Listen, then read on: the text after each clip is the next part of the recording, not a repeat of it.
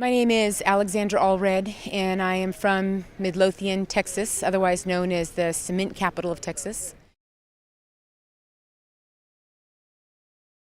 I was on the first ever U.S. women's bobsled team. I was named Athlete of the Year by the United States Olympic Committee. I'm a fourth-degree black belt. I'm the only North American to test drive the Volvo car. And today I teach kickboxing and martial arts and Pilates and walking classes at both a gym and a community college. So to say that I love being outdoors is an understatement. It's my life. I love being outside. I went blissfully through life just not knowing, just being unaware of things and not really caring. Where I live, there are clusters of neighborhoods that have different kinds of rare cancers. And it always happens in Midlothian that when people have cancer, they don't just have cancer.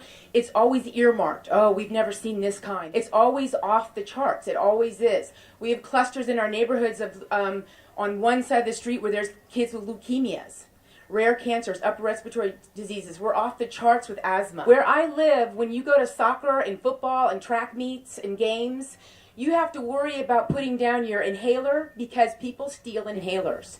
You can leave a cell phone down, but you turn your back on your inhaler and someone's going to steal it because there's a lot of people who don't have health insurance, and there are so many children who have asthma that you can't even leave your inhalers around. Once upon a time, we took in hazardous waste from 7 other states and Puerto Rico. Why? Because producing cement is expensive. To produce cement, you've got to have an extreme heat. Extreme heat means you need fuel. Fuel costs money. And to get that kind of heat, you've got to get a lot of fuel. And so with hazardous waste, nobody wants hazardous waste. So 7 other states and Puerto Rico had quite a little gig going because my cement plants took it off. Not only did they take the hazardous waste and now they suddenly had fuel, they got paid to take it off the hands of other places. Who here really believes that they're not going to try to bring that back? And I need to have a sit down with you for about 2 hours because I'm telling you, it's a coming. And when I want to go for a 5-mile run, I get in my car and I drive to Waxahachie, a neighboring neighborhood, because I do not jog in my own town. And I have many jogging buddies with me, and we meet in the morning in a neighboring town because I don't dare jog in my own town. I respect my body and my lungs too much. It's a very powerful industry, and they will start putting people on the school board. There will be people in city council. Before I moved to Midlothian, Texas, I did not believe that this kind of thing could happen in the United States. It's out of a movie where there's little conspiracy theories and people are being put into place and people are being bought off. I was like, what? That doesn't happen in a small town. That's just in the movies. And I'm here to tell you that it is alive and well in my town, and it's very scary. Once a large industry is allowed to move in, guess what, people? They take over. The partnership that will become between your Little League coaches and your librarian, it's unbelievable. Pockets start getting lined very quickly by a very powerful industry that never stands up to its promises that they're going to make you right now when they're trying to build. Let me just tell you very quickly about my son.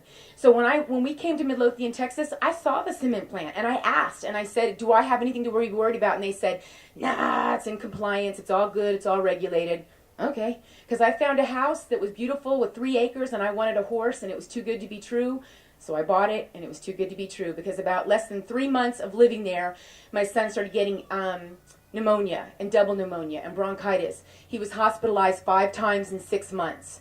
And one of the hardest stories I've ever told, and to this day it still chokes me up, is a time that my daughters came running into the room and they said, Mommy, Tommy's on the floor. And I went running down the hallway and I found him and his face was purple. And he actually, he had stopped breathing. So I scooped him up and I put him in my car and I was driving down the back alleys. But for one moment, he actually got some air and he asked me from the back seat, Mommy, can a little boy die of this? And it's the meanest I've ever been to him because I said, don't be ridiculous, that's stupid. Because I didn't even want him to enter his mind that because I was so freaking terrified that he was going to stop breathing while I was driving to the hospital. So later on, Earth Justice worked with me, and we put Tommy on YouTube. And Tommy's on YouTube, and he talks about the medicine that he takes. And Tommy, he's such an amazing little kid, and very strong. And he's still on his medication, by the way, because you don't just outgrow this. You guys are going to come across people who don't get that part of it. They're going to talk to you about the economy. Yeah, let me talk to you about Tommy. They're going to talk to you about business and jobs, and they're going to tell you how everything is going to be okay.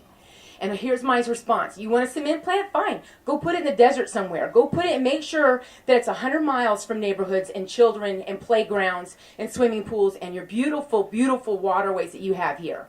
That's what you need to do. So you guys are going to go against people who would write something like calling my son, who was perfectly healthy before I moved there, weak-lung Tommy.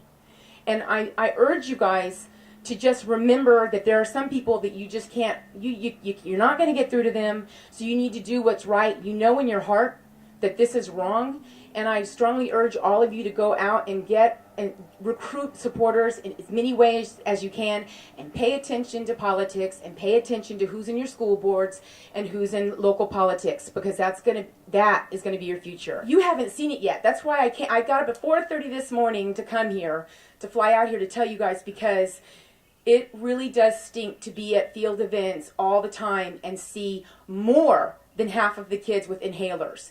You don't know what monster you're playing with right now, and you do not want Titan in your backyard. If you can hold him off, that'll be the greatest thing you guys ever did for this state and for this area, your county. But once they move in, the game changes, and I'll happily come back again and always try to help you in other ways, but it is a game changer when they do move in.